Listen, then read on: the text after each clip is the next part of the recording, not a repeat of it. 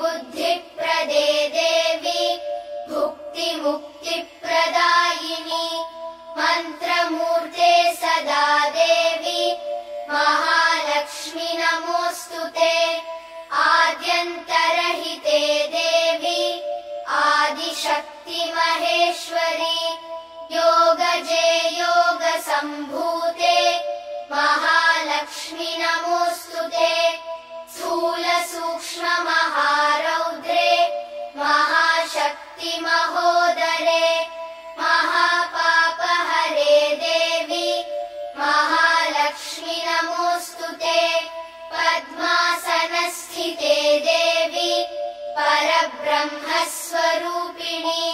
परमेशि जगन्मातः महालक्ष्मी नमोऽस्तुते श्वेताम्बर